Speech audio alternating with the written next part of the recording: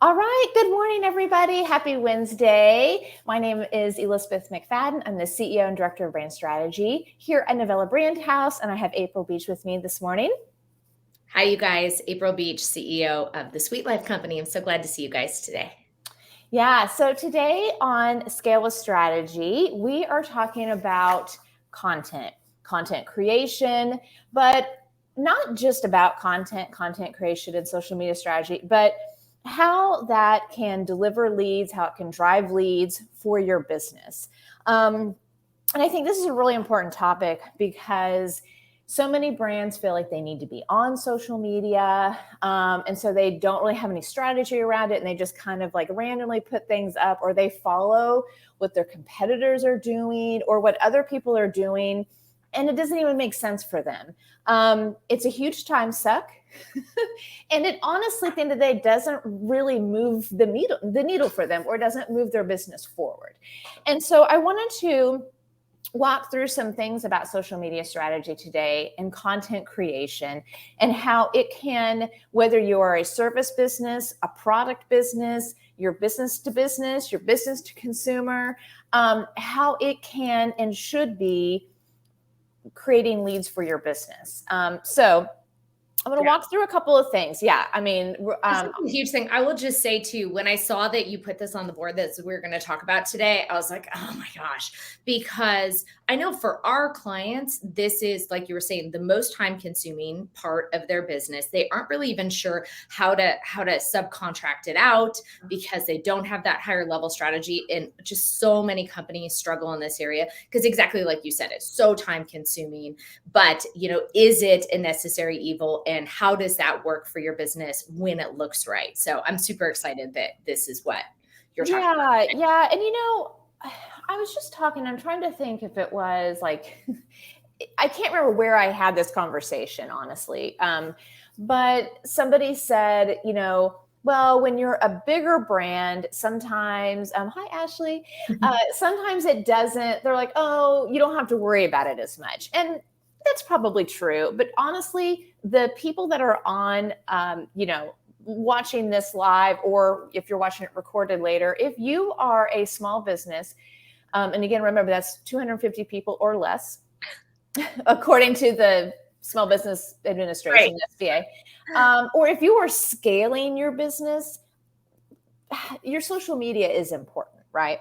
So I want to walk through, how to approach it, how you can be strategic about it. And then, April, to your point, like when to outsource, when to do it yourself, and what makes sense. So the first thing is you have to identify your target audience, and make sure that you have and I feel like probably everybody on here is already doing that. But in case not, identify your target audience. It is not every single customer or client you serve. You should have an ideal client avatar, like the kind of client that you want to be bringing into your business. So make sure you've identified that, like know who those people are. The second thing, what kind of new business do you want to bring in? Okay. Or so like that's more if you're a service business, right? But let's say you're a product. You have a product. What of your product line are you selling right now? Are you promoting? Like, what is it that again, what is your focus? Could be seasonal. It could be like your highest ticket product, whatever, right?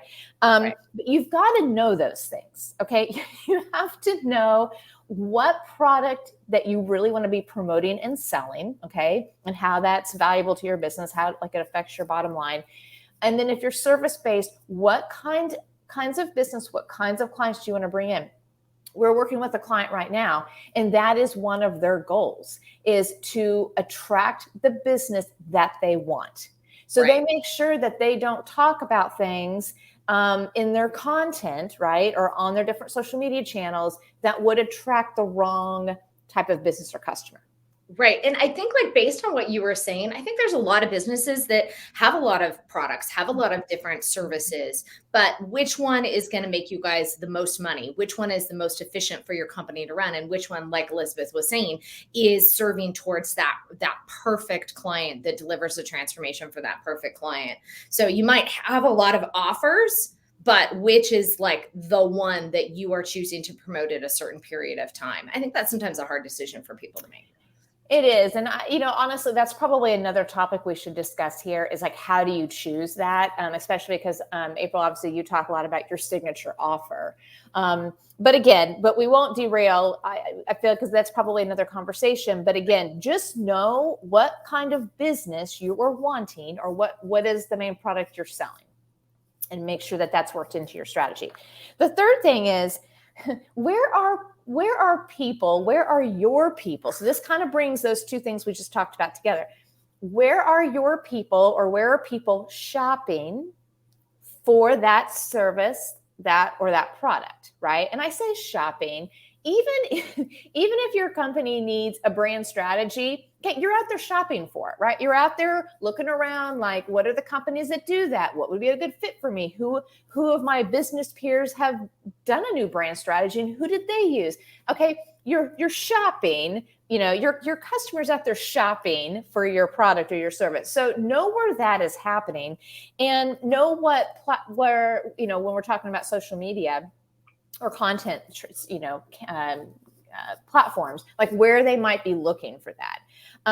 And what do your customers or clients want to know about that? So this is where you can kind of lean into being a thought leader. Okay. So like thought leadership or product demonstration. Again, I'm trying to give a kind of example. I'm trying to talk about if you're service-based or if you're product, kind of what that looks like. So, know who's shopping and where they're shopping for it, and know what they're trying to find out about it. So again, if you're a service business, that's where your thought leadership comes in. That's where you display your expertise. That is where you are helpful.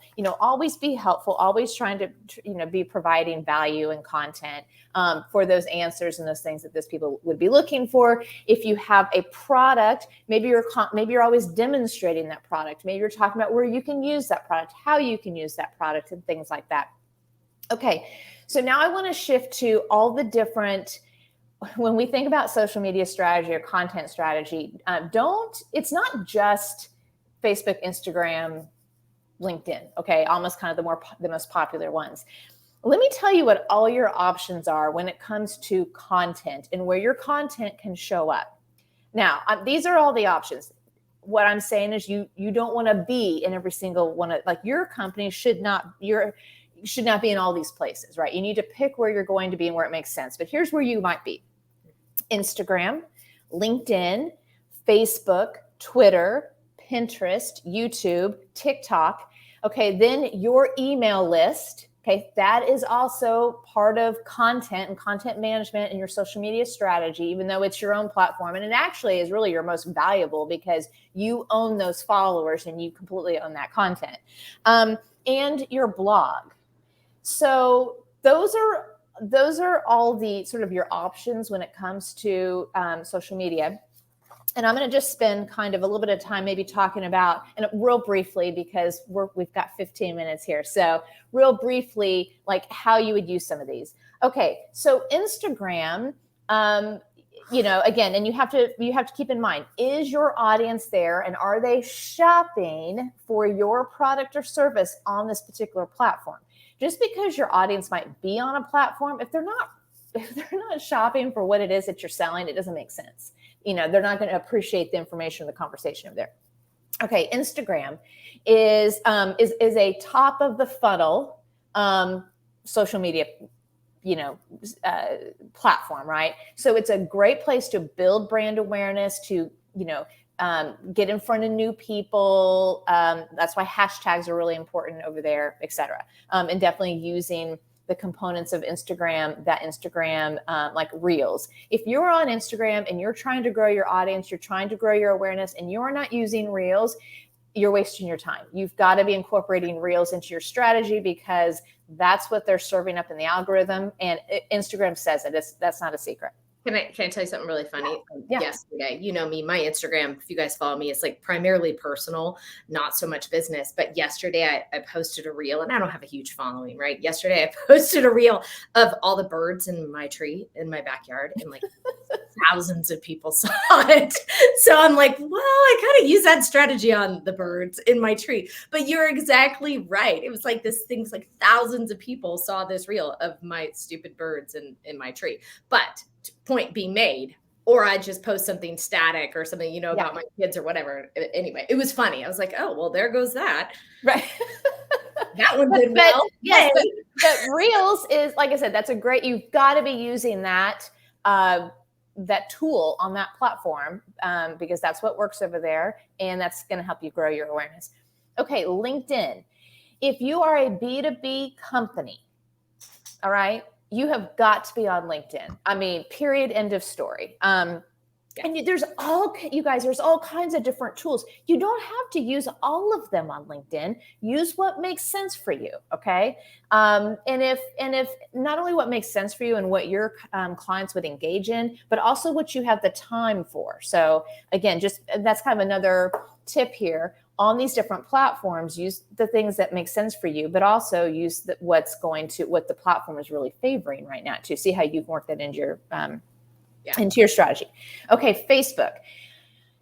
This is an interesting one because I find more and more clients just keep a presence there. They're not really using it to grow their awareness, but things like Facebook groups, Facebook events, I feel like there are certain tools over there that, again, if it makes sense as part of your strategy, it can be a really useful tool. But definitely things are shifting away from Facebook. Twitter. I feel like this is a really niche marketing tool. It doesn't really make sense for a lot of companies or organizations. We've got a client right now that they were using it, but they realized that, look, really just like our government kind of audience, which is like a really small part of their business, is over there. And it didn't make sense to put out all this other content because nobody else over there cared about it. So they actually took it off of their strategy because, again, kind of time and resources. They're like, it just doesn't make sense. So I feel like Twitter is really niche, and you probably know if your people are over there, they're constantly having conversations, that's the place for you to be. Pinterest. Pinterest is an incredible search engine optimization tool. And in my opinion, that's really what it is. It's really not a place where people are having conversations. They do go to learn things over there, but they're there to find things. Again, it's not the right fit for everybody. So you have to really pay attention. Is your audience over there? YouTube, again, another very key SEO.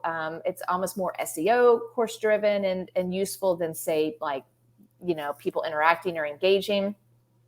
There's a lot of different strategies around how you can use this. I think the first and easiest one is just to make sure all your videos are over there. You've got really good descriptions, rich with keywords that make sense for that so people can find it. TikTok. Definitely the number one growing platform. If you are trying to like break in somehow, Instagram is probably not the place to do it, but TikTok is. And definitely get somebody probably younger, but somebody that really understands. They could be older, but they really must understand the platform.